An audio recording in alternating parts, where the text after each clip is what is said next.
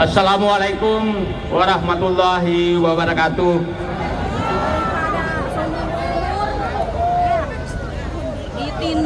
Pertanyaan pertama, apakah hari ini kita harus kecewa?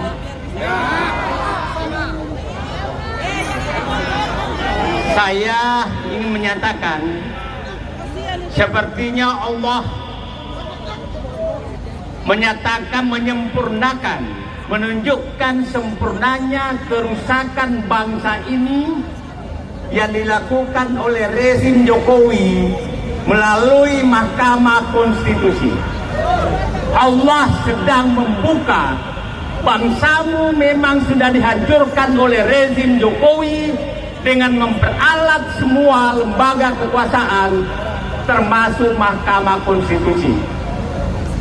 Saya berharap kejadian hari ini menjadi titik awal bangkitnya kembali nasionalisme, kebangsaan, persatuan untuk mempertahankan dan mengembalikan bangsa Indonesia ke jalur yang benar yang sudah dirusak, hancur lebur oleh rezim Jokowi. Jadi Bapak dan Ibu jangan kecewa. Ya Allah, kami berterima kasih sedang Kau tunjukkan kepada kami bahwa rezim Jokowi memang sudah menghancur leburkan bangsa ini, dan kami akan bangkit melawan mereka. Itu yang pertama. Mahkamah Konstitusi sudah dia ubah, awalnya menjadi Mahkamah Keluarga, sekarang menjadi Mahkamah Kekuasaan. Saya dari awal menyatakan hakim-hakim Mahkamah Konstitusi adalah hakim manusia-manusia yang tingkat taruhannya, tingkat rayuannya di atas dewa. Selalu pada saat menerima permohonan selalu memuji-muji pemohon, tapi di akhir pasti akan dia menyembah kepada kekuasaan. Itulah hakim konstitusi, dan faktanya selalu demikian. Dan saya datang tadi, sebenarnya saya muter-muter lihat. Saya datang ketemu Bapak dan Ibu karena saya di puncak ketidakpercayaan kepada hampir semua komponen bangsa. Kemungkinan saya tidak percaya lagi kepada seluruh rakyat Indonesia. Rakyat Indonesia hanya bisa disogok sedemikian rupa dengan bansos, dengan apapun untuk memuja-muja kekuasaan yang membuat mereka menderita. Harga naik bagi mereka tidak masalah. Wahai rakyat Indonesia, saya sebagian besar tidak percaya lagi sama kalian. Banyak yang menghukum kesulitan beli pupuk, kesulitan beli beras, kesulitan macam-macam. Saya katakan selamat menikmati kebodohan dan keculasan kalian. Saya tidak kepada sebagian besar cendekiawan, karena cendekiawan menggunakan dirinya untuk mempertebal dompetnya untuk membenarkan kecurangan dan keculasan. Saya tidak percaya kepada mahasiswa, karena sebagian besar mahasiswa hanya menggunakan dirinya untuk disogok oleh mantan rektor yang sedang berkuasa. Saya tidak percaya kepada sebagian besar tokoh agama, karena dia hanya menjalankan posisinya untuk memperdagangkan suara umat. Kalian hanya dagang suara umat di depanku sebagian besar. Saya tidak percaya kepada para politisi, karena politisi hanyalah tempat kongko-kongko untuk mereka bersatu merampok negeri. Terus apa yang kita harus perjuangkan?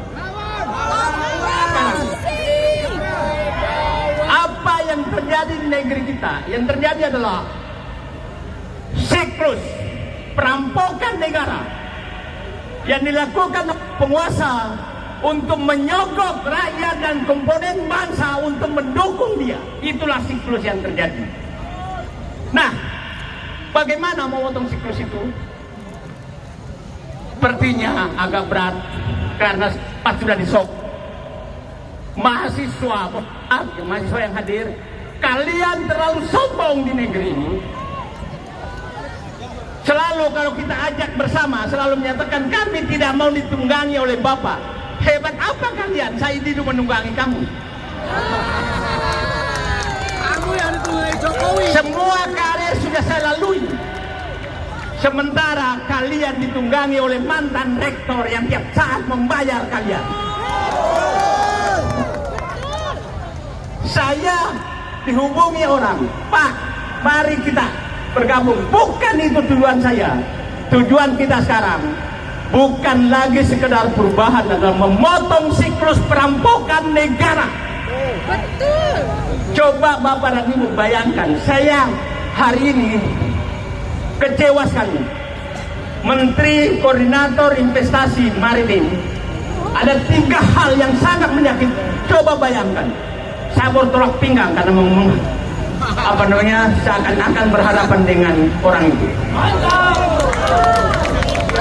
Coba bayangkan, membangun kereta api cepat dengan sangat mahal, membangun LRT yang tidak mungkin layak.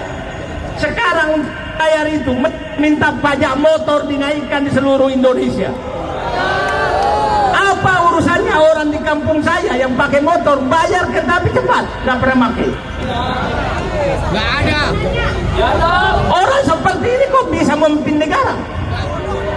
Nggak jalan otaknya. Yang kedua, dia mengusulkan agar semua orang yang naik pesawat membayar iuran pengembang pariwisata.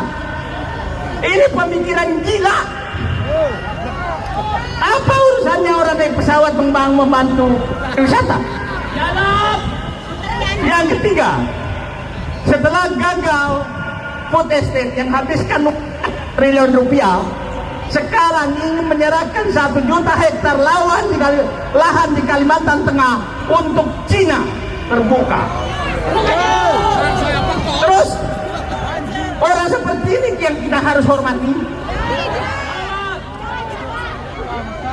Ya, tapi kita semua menyatakan seperti ini, tapi 72% rakyat disurvei menyatakan puas dengan Jokowi.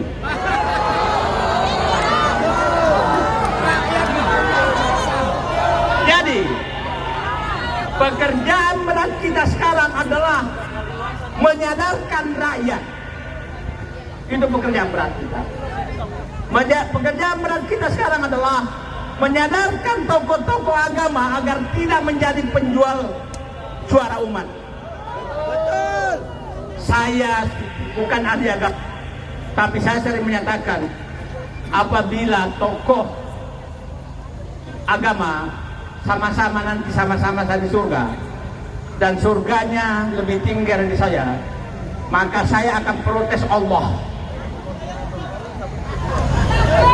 Itu, wahai tokoh agama, wahai tokoh-tokoh agama, berhentilah menjadi pedagang suara umat untuk melanggengkan perampokan negeri ini. Wahai para cendekiawan, sebelum Anda dibikin gila oleh Allah Subhanahu wa taala, berhentilah menjual keilmuanmu untuk membenarkan para perampok-perampok negeri ini. Saya paham betul perampokan di negeri ini. Itu Kementerian saya 10 tahun di sana, Kementerian SDM saya 5 tahun di sana, BPP Teknologi saya 15 tahun di sana. Jadi saya paham perampokan ini apa yang terjadi. Saya paham bagaimana sedang perampok mereka. Coba bayangkan, Menteri Erick Thohir, mudah-mudahan suaranya nyampe di kantor sana, sudah menyatakan 13 gedung di sekitar Monas ini ditawarkan ke Hong Kong. Wahai Erick Thohir, bapakku di kemerdekaan, aku dulu membeli kantor Kementerian BUMN waktu aku suspend karena saya tidak mau ada swasta di sekitar Monas. Ini Indosat satu-satunya kantor swasta yang ada, karena dulu masih BUMN. Jual. Semua aturan dulu, semua sekitar Monas ini harus gedung pemerintah. Itulah kenapa gedung Kementerian Kelautan dulu dibeli oleh Tommy Humpus, itu diusir. Dan Erick Thohir mau menjual semua. Wahai Erick Thohir, kalau nggak ada nasionalismemu, janganlah tunjukkan kebodohanmu. Itu saja. Dan saya sudah terbayang rencana pemindahan ibu kota negara. Kemungkinan sebentar lagi istana negara akan diduduki oleh konglomerat karena dibeli. Karena di gedung Indonesia ini akan dibeli oleh konglomerat. Sebentar lagi, Bapak dan Ibu tahu, gedung Hotel Indonesia, siapa yang tinggal di atas gedung tertinggi itu? Oke? Akan terjadikah seluruh di Indonesia ini? Terima kasih, puncak kemarahan saya sudah cukup dan saya dicolek. Wassalamualaikum warahmatullahi wabarakatuh. Mohon maaf, bukan tidak merasa hormat pada saya.